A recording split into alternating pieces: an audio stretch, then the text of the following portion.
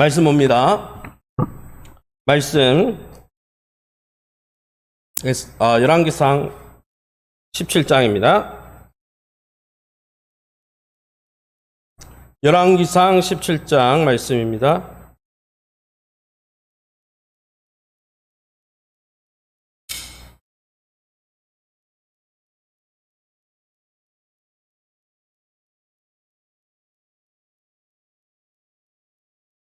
열왕기상 17장 말씀입니다. 저와 여러분이 합독하겠습니다. 길지 않으니까요. 우리 같이 한 목소리를 읽겠습니다. 길라세 우구하는 자 중 디셉 사람 엘리야가 아합에게 말하되 내가 섬기는 이스라엘의 하나님 여호와께서 살아계심을 두고 맹세하노니 내 말이 없으면 수년 동안 비도 이슬도 있지 아니하리라 하니라. 여호와의 말씀이 엘리야에게 임하여 이르시되 아멘. 광고 겸 잠깐 말씀을 드리면 우리 교회가 구역 예배가 그렇게 활성화되어 있지 않기 때문에 항상 저희가 나누던 매일 성경에 나오는 여러분 목장 구역 예배 내용은 수요일 날 저녁에 지금 우리 전임 사역자가 없기 때문에 제가 다 설교를 다 해야 되는 상황이어서 주일 저녁에 제가 언급을 합니다. 그래서 혹시 목장을 예배 드리거나 그거 가지고 가정 예배 드리는 분은 주일 저녁 예배 제 메시지를 참조하시면 되겠고, 이제 앞으로 지난주에 우리가 개강 모임에 말씀한 대로 또 우리 교회에서 기도 비전에 대해서 선포한 대로 수요일 날은 찬양하고 특별히 기도하는 일에 힘쓰고자 합니다. 그래서 제가 기도에 대한 내용으로 쭉 이제 오전에는 말씀을 읽고 또 우리가 함께 이렇게 기도하려고 합니다. 오늘 첫 번째 시간인데요. 물론 지난번 오후 예배 때도 한번 이야기했지만 한번 따라합시다. 고난 속 기도자. 따라합시다. 기도자는 고난 속에서 만들어집니다. 할렐루야. 오늘 이 본문에 보면은 이 기도자 엘리야가 나오죠. 엘리야는 아합 시대 선지자였고, 여러분 잘 아는 하늘에서 불이 막 떨어지게 하고, 또 3년 6개월 엘리야가 기도하니까 비가 안 왔다고 야고보서에 말씀되고 있고, 또 그 3년 6개월이 지나고 난 다음에도 7번 기도해가지고 하늘에서 큰 비가 내려서 전국적인 가뭄이 다 해결되는, 한마디로 이야기하면은 이 엘리야를 한마디로 하면 기도자다 이렇게 생각하면 됩니다. 근데 오늘 이 본문에 보면은 이 기도자 엘리야가 어떤 기도자 엘리야를 통해서 어떤 것을 우리가 배울 수가 있습니까? 먼저 첫 번째 원리는, 이 기도의 원리는 한번 따라합시다. 기도자는 고난 속에서 수년 동안 훈련을 받아야 합니다. 기도자는 언제 만들어지느냐? 고난 속에서 만들어진다는 거예요. 열왕기상 17장 1절을 다시 한 목소리로 읽어보겠습니다. 길라스에 우구하는 자 중에 디셉 사람 엘리야가 아합에게 말하되 내가 섬기는 이스라엘 하나님 여호와께서 살아계심을 두고 맹세하노니 내 말이 없으면 수년 동안 비도 이슬도 있지 아니하니라 하니라. 아멘. 이 엘리야가 어떻게 기도를 배웠습니까? 어떻게 엘리야가 어떤 상황 속에서 기도하고 있습니까? 성경 본문에 보니까 하나님의 말씀이 임해서 엘리야를 통해서 전국에 북이스라엘 전역에 아방 시대 이세벨 이 여왕이 엄청나게 우상 숭배를 했잖아요. 하나님 못 섬기게 하고 전국이 나라 전체가 저주받도록 만든 왕이죠. 아방과 이세벨이. 그 시대에 엘리야 선지자가 편하게 기도했느냐? 우리처럼 어떻게 보면 누가 기도하러 간다고 머리 끝 땡기는 사람 없잖아요. 그런데 이 시대는, 아하방 시대는, 이세벨 시대에는 하나님의 선지자들을 잡아 죽였어요. 그래서 한마디로 신앙대로 살라 그러면은 핍박이 있고 고난이 있었어요. 그런데다가 하나님이 이 하나님을 잘 섬기지 않는 이스라엘을 징계해야 되겠다고 생각하고 어떻게 됐냐면은 엘리야를 통해서 아하방에 가서 뭐라고 하라고 했어요. 내가 말하기 전까지 수년 동안, 정확하게 말하면 성경을 찾아보면 3년 6개월 동안 비가 안 왔거든요. 3년 6개월 동안 비가 오지 않겠다라는 거예요. 실제로 비가 안 왔습니다. 우리나라도 여러분 봄 가뭄이 심하잖아요. 그럼 이제 점점 물 부족 국가로 들어가 있습니다. 우리나라가. 여러분은 못 느끼겠지만은 예전에 제가 민방위 훈련을 갔는데 영상을 틀어주는데 우리나라가 물 부족 국가에 이미 진입했대요. 우리는 못 느끼지만은 뭐 치수 뭐 댐을 만들고 이렇게 해서 우리가 많이 못 느끼지만은 실제로 이 강수량이 가뭄이 굉장히 심하다는 거예요. 그런데 우리나라는 이 봄에 또 원래 장마철에 내려야 될 비가 좀 적게 와가지고 문제인데 3년 동안 정확히 말하면 3년 6개월 비가 이슬도 한 방울도 안 내려. 그러면 그 상황이 어떻겠습니까? 목사님, 엘리야는 특별하잖아요. 엘리야도 똑같이 고난당했어요. 엘리야도 그 나라에 있었어요. 엘리야도 그리시네가에서 까마귀가 물을 퍼다 날라줘가지고 먹고 살았지. 엘리야도 먹을 게 없었어요. 무슨 말입니까? 고난 중에 기도했다는 거예요. 고난 중에 고난을 통해서 기도했다는 것입니다. 그래서 우리가 첫 번째 알 수 있는 것 하나는 한번 따라합시다. 고난은 기도자의 필수 과목입니다. 누가 기도합니까? 고난이 있는 사람이 기도합니다. 배부르고 등 따시고 하실 게 없는 사람은 기도 안 합니다. 하나님이 복 주면은 참 감사하죠. 그런데 재물이 많아지면 타락하죠. 그 많은 재물로. 범죄하죠. 가정을 깨뜨리죠. 기도하지 않죠.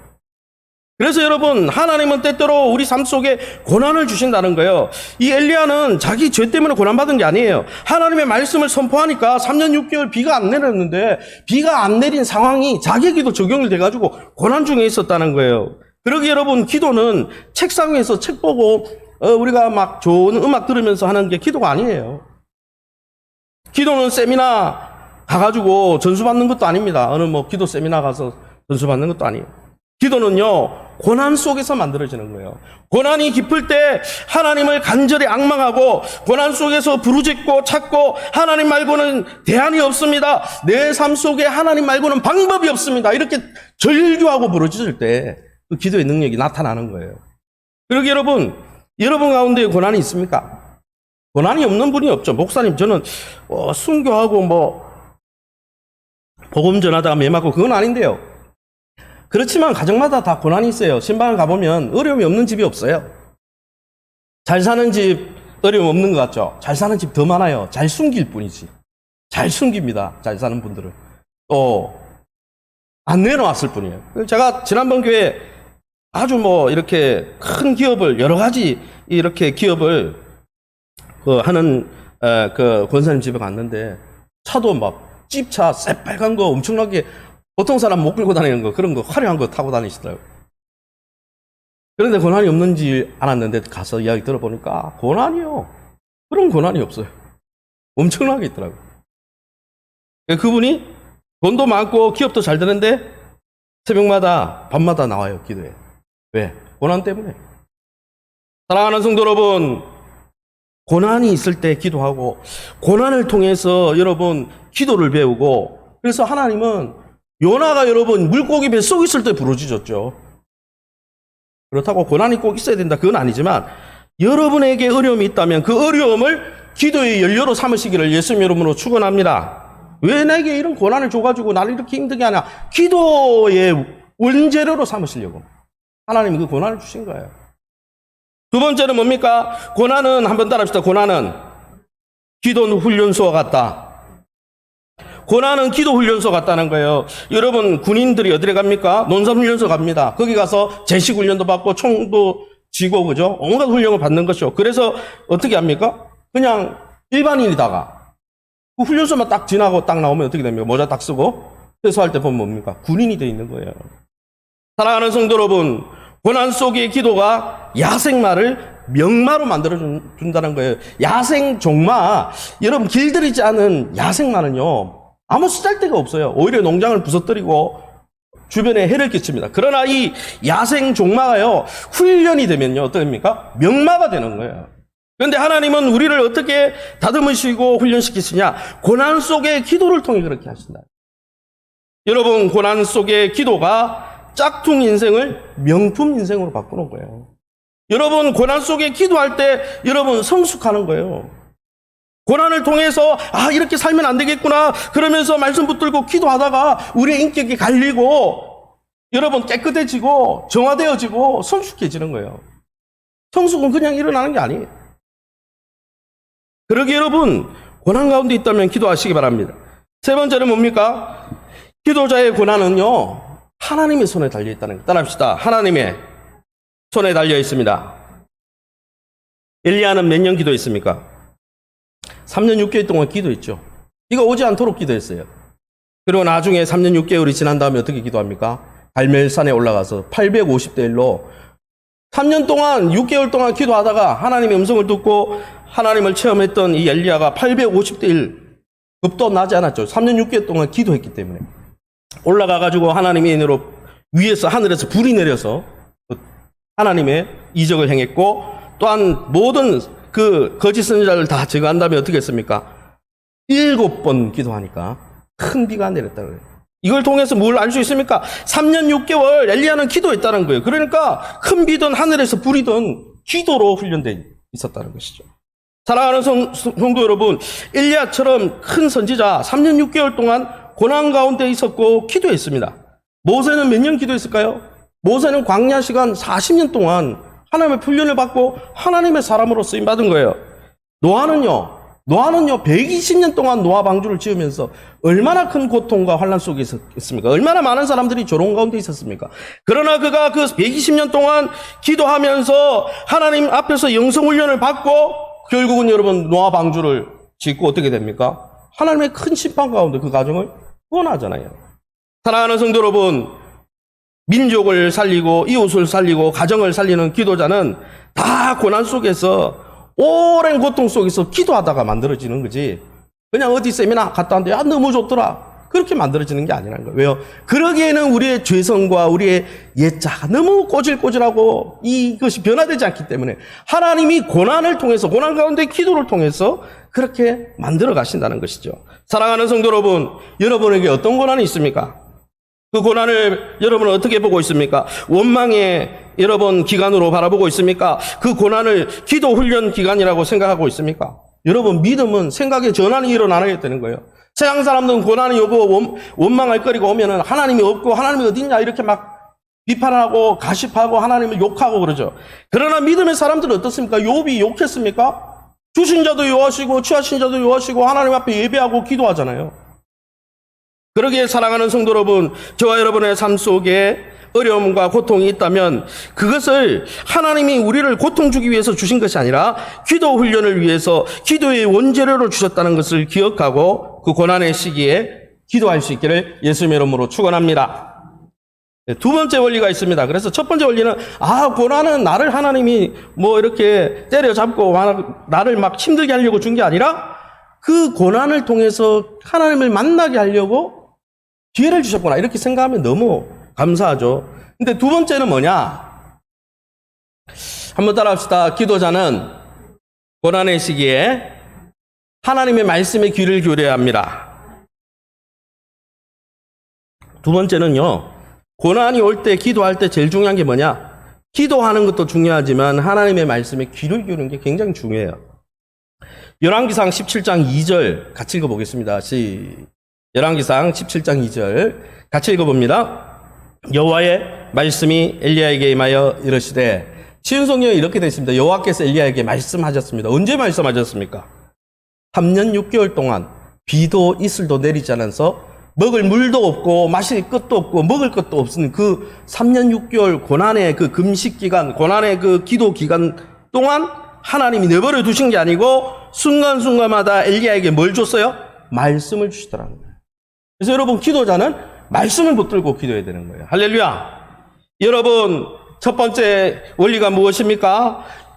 첫 번째 원리는, 네 번째 원리가 무엇이냐? 이 고난을 통해서 기도할 때 하나님이 수많은 진리의 말씀을 깨닫게 해주신다는 거예요. 엘리야가 7장 1절에 보니까 3년 6개월 동안 비도 이슬도 내리지 않아서 생존 자체가 위협을 당하고, 그래서 나중에 기도하니까 여러분 뭡니까? 이 그리시네가에 이렇게 까마귀가 와가지고 떡을 주고 먹여 살렸죠. 그리고 그것도 안 되니까 나중에 이렇게 과부집에 가가지고 또 음식을 공개받고 이렇게 하잖아요. 중요한 거는 하나님은요, 이 고난 중에 기도할 때 하나님의 말씀을 깨닫게 해주신다는 거예요. 이 말씀을 붙들어야 고난 중에 살아난다는 거예요. 그냥 내 마음대로 기도하는 게 아니라 약속을 붙들고 기도해야 되는 거예요. 할렐루야. 하나님은 우리가 떼써야 될 뿐이 아니에요. 여러분 자녀들이 막 억길로 나가는데 막 때려서 그러면 계속 그 일을 하도록, 억길로 나가는 일을 하도록 내버려 두고 거기다가 자금을 대주고 이렇게 합니까? 아니잖아요. 잘못된 길로 갈 때는 돌아올 때까지 자금도 끊고 너 나 찾아오지 마라. 그렇게 살 거면. 이렇게 책망하잖아요. 마찬가지예요. 하나님도 마찬가지죠. 그러게 여러분, 고난 가운데 기도할 때 진리를 깨닫는 거예요.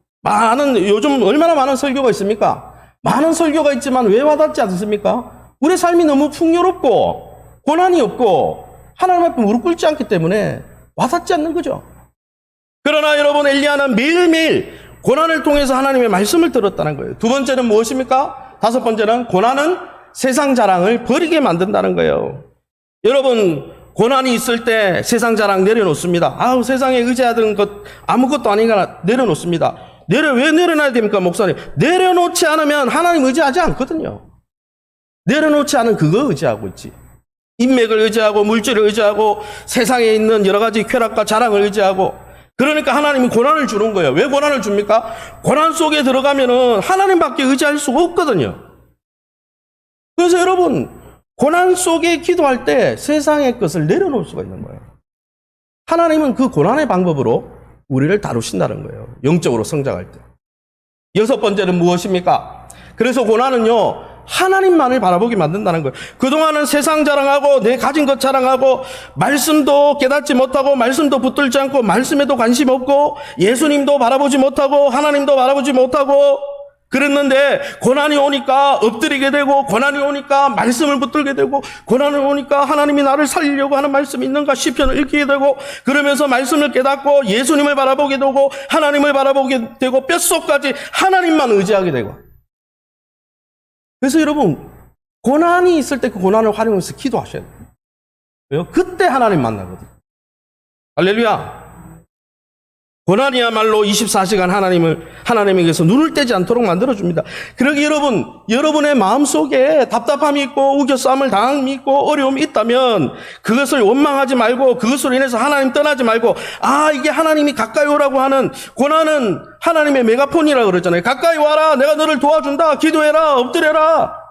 그럴 때, 엎드릴 때, 진짜 중요한 게 하나님이었구나. 진짜 중요한 게 세상의 그 친구들이 아니라 예수님이었구나. 진짜 중요한 게 하나님의 그 말씀이었구나. 이걸 깨닫는 거예요. 엘리야도 똑같은, 우리와, 야고보서 보면 우리와 성정이 똑같은 사람이라고 그랬어요. 우리처럼 실수하고, 엘리야가 독특한 사람이, 엘리야도 똑같아요. 아브라함도 똑같아요. 아브라함은 아내가 도대체 몇 명이에요? 실수투성이죠. 그런데 여러분, 그들이 다른 이유는 뭡니까? 고난 중에 기도했다는 것이죠. 고난 중에 엎드리니까 말씀이 깨달아지고 하나님이 바라봐지고. 그러게 여러분, 하나님의 음성에 귀를 기울이는 기도자만 고난 속에 살아나는 거예요. 7번이죠. 넘겨주세요. 한번 따라합시다. 하나님의 음성에 귀를 기울이는 기도자만이 고난 가운데 살아납니다. 엘리야 시대 때 선지자가 몇 명이 있었겠습니까? 엘리야밖에 없었을까요? 아니에요. 많은 선지자들이 있었죠. 근데 왜 성경은 그 선지자들에 대해서 이야기를 안 합니까? 여러분, 엘리야는 3년 6개월 동안, 비 안 오는 동안 자기도 고통 가운데 있었어요. 고난 속에 있었어요. 그가 3년 6개월 동안 먹을 것이 없고 익을 것이 없었을 뿐 아니라 그 이스라엘 지역에 아합과 아합과 이세벨이 이 바알 우상, 아세라 우상을 섬기면서 영적으로도 황폐해야 되고 육적으로도 황폐하게 돼서 엄청 어려운 고난 속에 있었어요. 그런데 그는 무릎 꿇어 기도했고 매일매일 오늘 17장 2절에 나오는 것처럼 하나님의 말씀이 들릴 때 거기에 귀를 기울였다는 거예요. 그렇게 할 때 어떻습니까? 귀를 기울이니까 하나님이 굶어 죽어야 되는 그 엘리야를 까마귀를 보내가지고 먹이더라는 거예요. 천사를 보내서 먹이더라는 거예요.